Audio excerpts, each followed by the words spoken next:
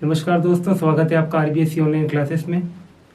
पिछला वीडियो जो हमारा चल रहा था प्रकृति के मूल बल, तो हमने ग्रेविटेशनल फोर्स मतलब कि गुरुत्वाकर्षण जो कि हमारा पहला मूल बल था उसके बारे में डिस्कस किया। और भी ज़्यादा डिस्कस करेंगे जब हम ग्रेविटेशन वाला चैप्टर पढ़ेंगे, तो विस्तार से अभी हम एक समझने की कोशिश करेंगे मूल बल क्यों हैं और कौन कौन से हैं।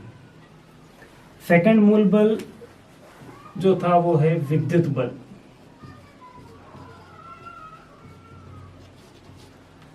मैंने आपको पहले भी बताया कि कुछ किताबों में विद्युत और चुंबक को कंबाइंड रूप से भी कहा गया है। अपन अलग अलग पढ़ लेते हैं, बात एक ही है। विद्युत बल का मतलब है, अभी मैंने आपको पिछले वीडियो में जब बात हुई थी तो अपन ने बात की थी कि परमाणु के अंदर 3 प्रकार के कण पाए जाते हैं। इलेक्ट्रॉन, जैसे कि ये परमाणु है, ये होता है नाभिक जिसको हम बोलते हैं न्यूक्लियस। इस न्यूक्लियस में 2 प्रकार के कण हैं, 2 पार्टिकल हैं, प्रोटॉन और न्यूट्रॉन। और तीसरा जो पार्टिकल और कण होता है इलेक्ट्रॉन, वो इस नाभिक के चारों तरफ वृत्ताकार कक्षा में लगातार चक्कर लगाता है। और इस 3 कणों के निकाय को, ये जो सिस्टम है जिसमें 3 पार्टिकल हैं, ये मिलकर बनाता है एटम, इसको बोलते हैं परमाणु। इन 3 पार्टिकलों में से जो 2 पार्टिकल है वो चार्ज्ड हैं, यानी आवेशित हैं, और जो तीसरा पार्टिकल है वो अनचार्ज्ड है या अनावेशित है, वो है न्यूट्रॉन।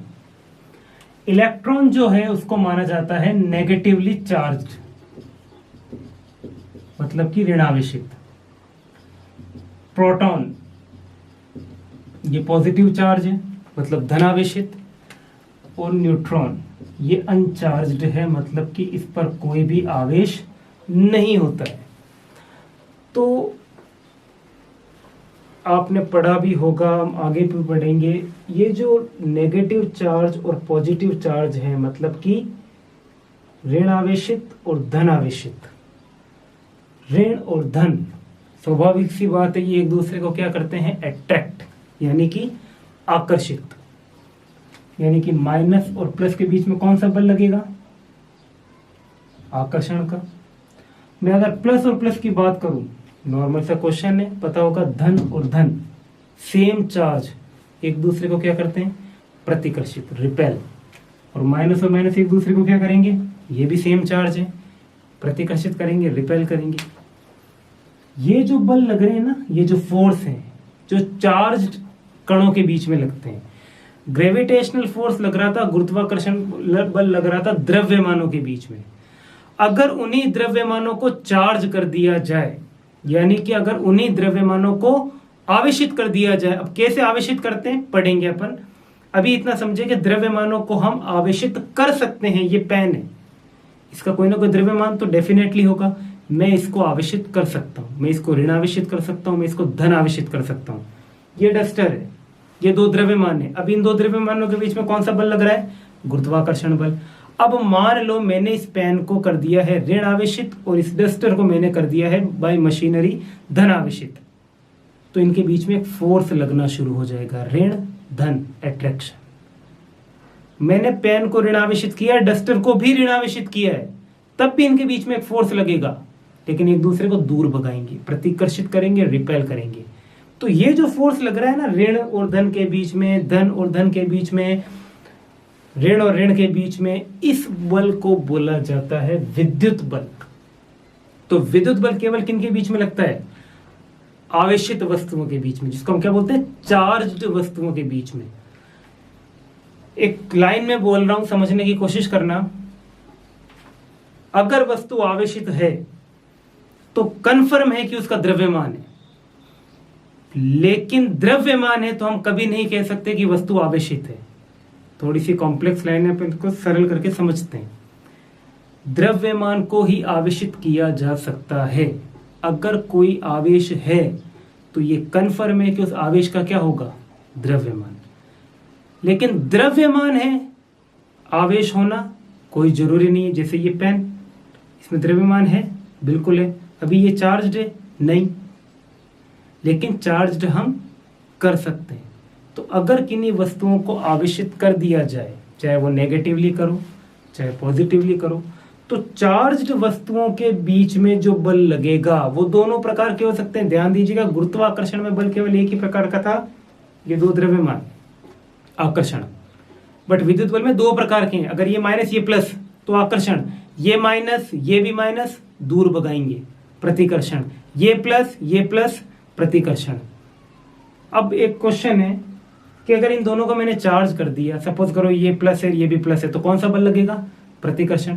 तो क्या इनके बीच में गुरुत्वाकर्षण नहीं लग रहा है? क्या लग रहा है, वो तो लगता ही रहेगा।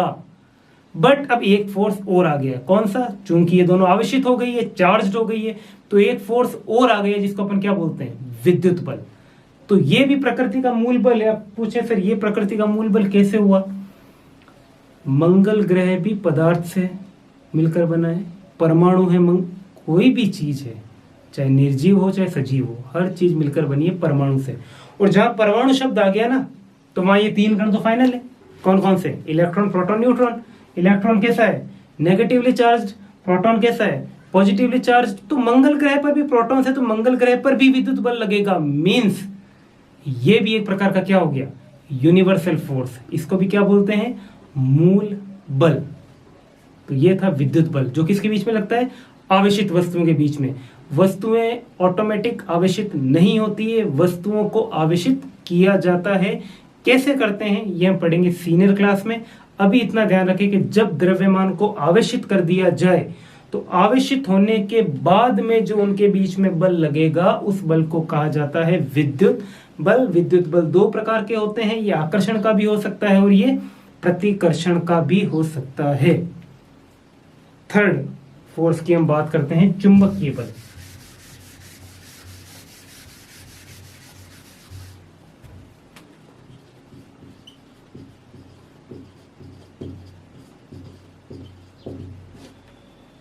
Magnetic force.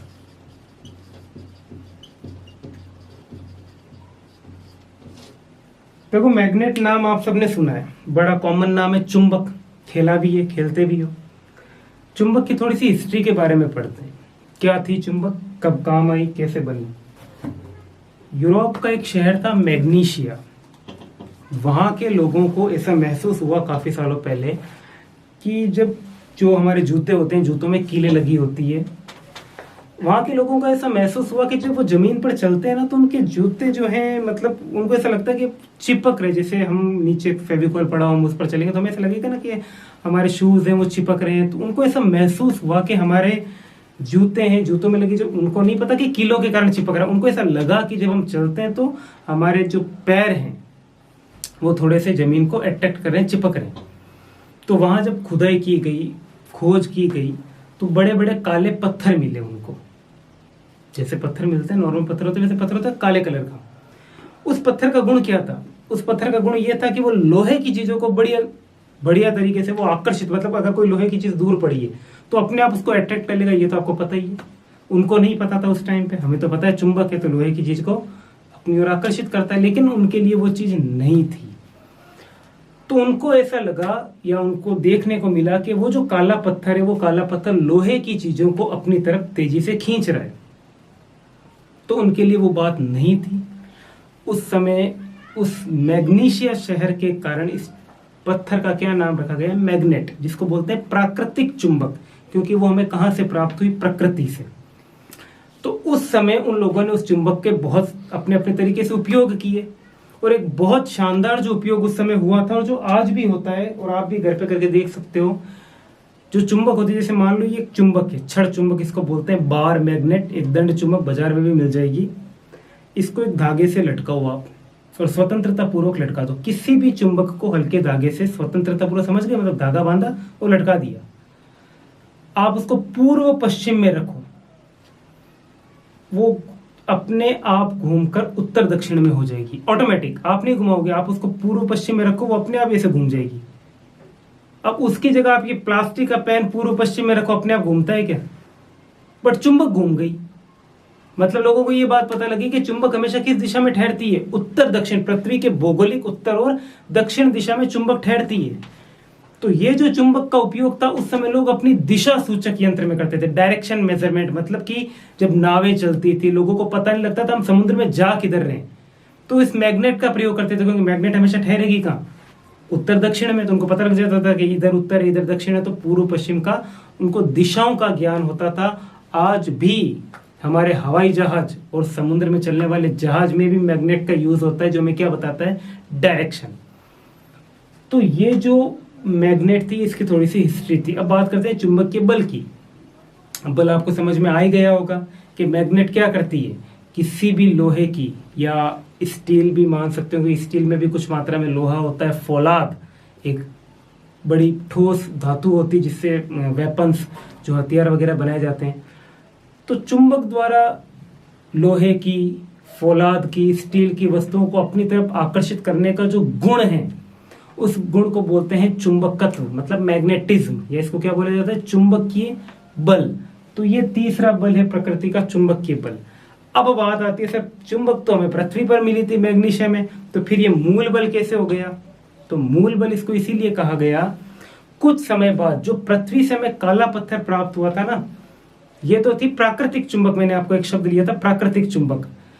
धीरे धीरे लोगों ने कृत्रिम चुंबक का निर्माण करना शुरू किया, और कृत्रिम चुंबक का सबसे बढ़िया सोर्स है विद्युत धारा।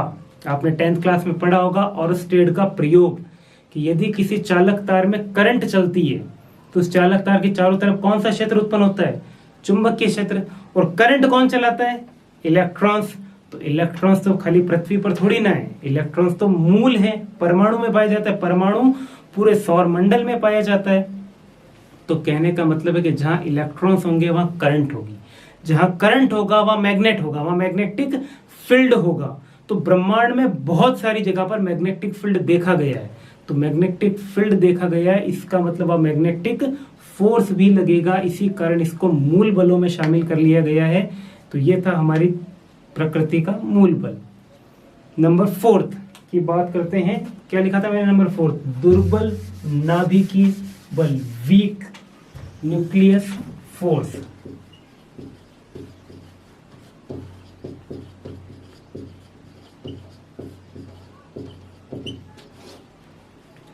दुर्बल नाभिकीय बल। नाभिकीय बल दो प्रकार के होते हैं, दुर्बल और प्रबल। पांचवा कौन सा था, प्रबल। देखो नाभिकीय बल की पहले तो बात करते हैं नाभिक की, न्यूक्लियस। न्यूक्लियस कहां पाया जाता है, परमाणु में। ये परमाणु है, बीच में सेंटर में होता है न्यूक्लियस, नाभिक। नाभिक में दो प्रकार के कण होते हैं, प्रोटॉन प्लस न्यूट्रॉन। अभी मैंने आपको बताया था विद्युत बल में कि प्रोटॉन होता है धनावेशित और न्यूट्रॉन होता है अनावेशित। मतलब न्यूट्रॉन पर कोई चार्ज नहीं होता, प्रोटॉन पर प्लस होता है। तो अगर मैं आपसे पूछूं कि नाभिक का चार्ज क्या हुआ, तो आपका आंसर क्या होगा। क्वेश्चन वापस सुनिए, नाभिक का चार्ज मतलब नाभिक पर कौन सा आवेश है। तो नाभिक में कौन कौन है, नाभिक में एक प्रोटॉन है, नाभिक में एक न्यूट्रॉन है। प्रोटॉन पर धन है, न्यूट्रॉन पर कोई चार्ज नहीं है। तो नाभिक का आवेश कौन सा हुआ, नाभिक का आवेश हुआ धन आवेशित। मतलब नाभिक हमारा कैसा होता है, पॉजिटिवली चार्ज्ड। इलेक्ट्रॉन जो है वो नाभिक के चारों तरफ चक्कर लगाता है, लगा ही रहा है, लगाता ही है। हम पढ़ेंगे इसके बारे में विस्तार से। ये इलेक्ट्रॉन माइनस है और नाभिक का चार्ज मैंने आपको क्या बता दिया, प्लस। प्लस और माइनस के बीच में कौन सा फोर्स लगता है, अट्रैक्शन का। ये इलेक्ट्रॉन इस नाभिक के आकर्षण बल से बंधा हुआ है।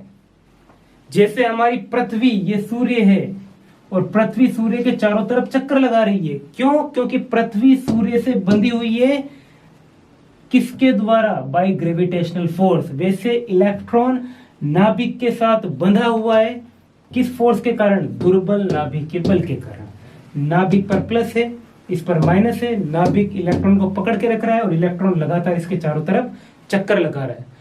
अगर हम इस इलेक्ट्रॉन को बाहर से ऊर्जा दे दें, दे सकते हैं, हम आगे पढ़ेंगे, तो ये इलेक्ट्रॉन तुरंत परमाणु को छोड़कर कहां निकल जाता है, बाहर। ऐसा होता है।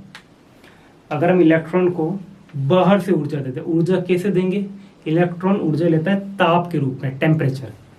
अगर इसको मैंने पदार्थ का मैंने ताप बढ़ाया, तो पदार्थ में ही क्या है, परमाणु, परमाणुओं से ही पदार्थ बना है। तो अगर मैंने पदार्थ को गर्म किया, पदार्थ को मैंने टेम्परेचर दिया, तो वो ताप किसको मिलेगा, इलेक्ट्रॉन को। तो इलेक्ट्रॉन कहां चला जाएगा, परमाणु से बाहर चला जाएगा। मतलब इसने नाभिक के जो आकर्षण बल था ना, उसको ब्रेक कर दिया, तोड़ दिया। इसी कारण इसको क्या बोलते हैं, दुर्बल। क्योंकि इलेक्ट्रॉन को पकड़ के किसने रखा है? नाभिक ने। लेकिन इलेक्ट्रॉन को जब बाहर से ऊर्जा मिल जाती है तो इलेक्ट्रॉन परमाणु को छोड़ के भी भाग जाता है, मतलब नाभिक के बल को वो तोड़ देता है। तो नाभिक का बल आसानी से यहाँ टूट गया ना, इसीलिए इसको हम क्या बोलते हैं? दुर्बल नाभिकीय बल। इसके अलावा जो रेडियो एक्टिव पदार्थ होते हैं, अभी आपको समझ में नहीं आएगा, रेडियो एक्टिव पदार्थ हम पढ़ेंगे, उन पदार्थों में भी इस दुर्बल नाभिकीय बल का उपयोग होता है। अब बात आती है इसको मूल बल क्यों कहा? मैं किसकी बात कर रहा हूँ? परमाणु की। परमाणु कहाँ है? हर जगह, इसीलिए इसको क्या कहा गया है? चौथा दुर्बल नाभिकीय मूल बल। तो ये थी दुर्बल नाभिकीय बल की बात। अब नेक्स्ट बात करते हैं प्रबल नाभिकीय बल। तो दुर्बल में और प्रबल में क्या अंतर है? वापस आते हैं अपन एटम पर। ये हमारा एटम है, ये हमारा न्यूक्लियस है। अभी फिर से बात करता हूं, न्यूक्लियस में कौन कौन से कण है? Proton plus neutron. नाभिक का जो एरिया होता है, नाभिक की जो रेंज है वो ये है। नाभिक 10 की घात -15 मीटर का गोला है। 10 की पावर -15 मीटर का गोला, मतलब नाभिक की त्रिज्या कितनी है?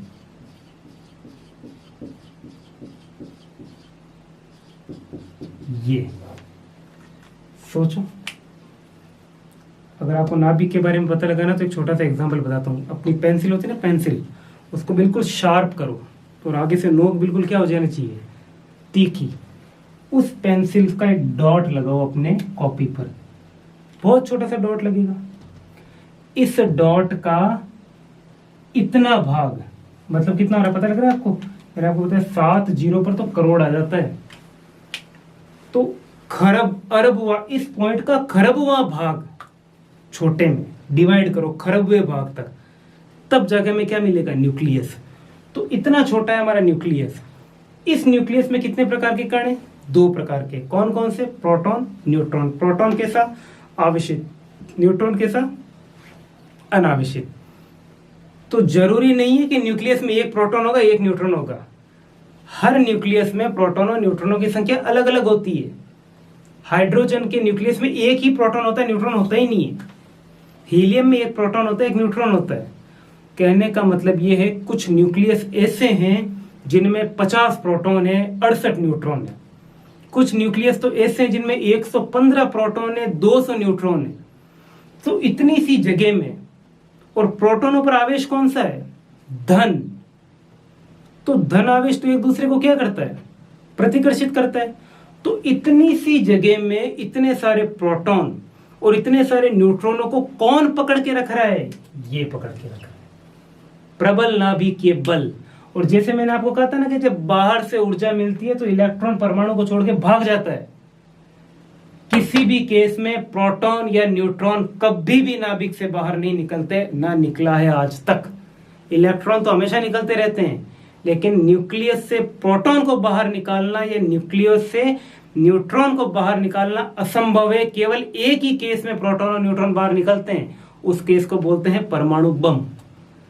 यानी कि अगर आपने प्रोटॉन को नाभिक से बाहर निकाल दिया ना, मतलब आपने परमाणु बम फोड़ दिया। और परमाणु बम कितना है आपको पता होना चाहिए कि अगर एक न्यूक्लियस, एन एग्जाम्पल, अभी आपके कमरे में एक न्यूक्लियस टूट गया, मतलब एक नाभिक टूट गया, और कौन बाहर निकलेंगे? प्रोटॉन और न्यूट्रॉन। तो अगले 10 मिनट में आपके सेंटर से 10 किलोमीटर एरिया का तापमान 10,000 डिग्री सेंटीग्रेड होगा। एक न्यूक्लियस के टूटने से आने वाले 10 मिनट में आपके 10 किलोमीटर की बाउंड्री का तापमान कितना होगा? 10,000 डिग्री सेंटीग्रेड, जिसको अपन क्या बोलते हैं? परमाणु बम। इसीलिए कोई भी प्रोटॉन कभी भी नाभिक से बाहर नहीं निकलता है। तो इतने सारे प्रोटॉनों और इतने सारे न्यूट्रॉन को पकड़ के किसने रखा है? प्रबल नाभिकीय बल। तो ये है प्रकृति का 5वां मूल बल, जिसको अपन क्या बोलते हैं? प्रबल नाभिकीय बल। तो ये हमारा पहला चैप्टर है। इस पहले चैप्टर में यही पॉइंट आपको पढ़ना है जो पूछा भी जाता है आपकी अर्धवार्षिक और वार्षिक परीक्षा में।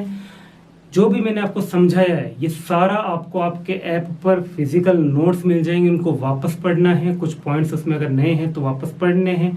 कोई भी समस्या हो अपने कमेंट्स में मुझसे क्वेश्चन कीजिए। तो कैसा लगा वीडियो जरूर बताइए। धन्यवाद।